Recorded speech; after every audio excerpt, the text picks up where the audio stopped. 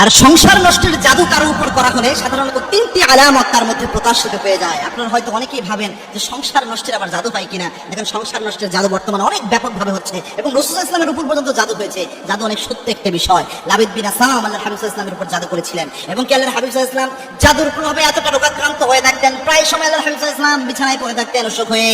আবার আল্লাহর হাবিব সাল্লাল্লাহু আলাইহি ওয়াসাল্লাম নামাজের যখন সূরা পড়তে দাঁড়াতেন অনেক সময় সূরা ভুলে যেতেন, প্রায় সময় একটা জিনিস আল্লাহর হাবিব সাল্লাল্লাহু আলাইহি ওয়াসাল্লাম ভুলে যেতেন। অবশেষে জিবরাইল আমিন এসে জানালেন, ইয়া রাসূলুল্লাহ, আপনার উপর জাদু করা হয়েছে। লাবিদ বিন আসাম এই তার উপর জাদু করেছিলেন। সুতরাং জাদু একটা সত্য বিষয়, আমাদের উপরে যে কেউ করে ফেলতে পারে।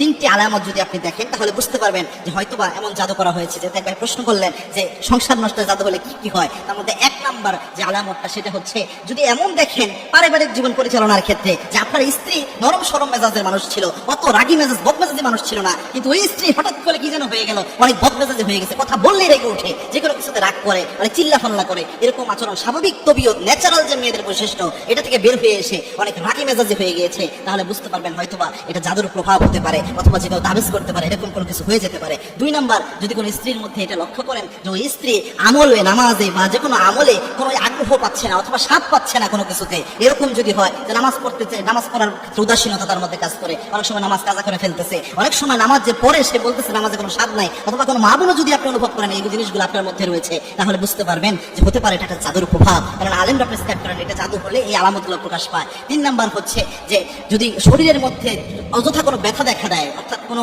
রোগ ব্যাধি নাই, আপনি চিকিৎসা করাচ্ছেন কোনো রোগ ব্যাধি বের হয় না, কিন্তু মাথা ব্যথা শরীর ব্যথা প্রায় সময় এটা দেখা দিচ্ছে, কিন্তু আপনি খুঁজে পাচ্ছেন না যে এরকম কোনো কিছু দেখা দিচ্ছে, তাহলে বুঝতে পারবেন যে আপনার উপরে জাদু হতে পারে। এবং জাদু হলে অনেক মেয়েরা এমন হয় যে স্বামীকে সহ্যই করতে পারে না, স্বামীকে দেখলে মনে হয় যে জম দেখতেছে, এরকম ভাবে ট্রিট করে। এরকম আচরণ যদি কোনো মেয়ের মধ্যে দেখেন তাহলে বুঝতে পারবেন জাদু করা হতে পারে। সেক্ষেত্রে কয়েকটা আমল রয়েছে, বিশেষ করে আয়াতুল কুরসির আমল তো অবশ্যই করবেন, 3 কুলের আমল অবশ্যই করবেন, সূরা বাকারার শেষ 3 আয়াত অবশ্যই করবেন, এরপরে সূরা হাসরের ওই আয়াতগুলো পড়বেন, এরপরে সূরা মুমিনুনের শেষ 4 আয়াত পড়বেন। এর পাশাপাশি একটা দোয়া সকাল সন্ধ্যা 3 বার পরে শরীরে ফু দিবেন, কোনো জাদু থাকলে আল্লাহ রাব্বুল আলামিন সেটা নষ্ট করে দিবেন। আল্লাহর হাবিব সাল্লাল্লাহু আলাইহি ওয়াসাল্লাম জানিয়েছেন কোন ব্যক্তি যদি সকাল সন্ধ্যা 3 বার শুধু পড়তে পারে বিসমিল্লাহিল্লাযী লা ইয়াদুররু মা ইসমিহি শাইউন ফিল আরদি ওয়ালা ফিস সামা ওয়া হুয়াস সামিউল আলিম, আল্লাহর হাবিব সাল্লাল্লাহু আলাইহি ওয়াসাল্লাম বলেছেন এই দোয়াটা যদি কোনো ব্যক্তি পড়তে পারে ওই ব্যক্তির দায়িত্ব স্বয়ং আল্লাহ নিজ হাতে গ্রহণ করে নেয়। সুতরাং এই আমল করবেন, ইনশাআল্লাহ জাদু থাকলেও আল্লাহ রাব্বুল আলামিন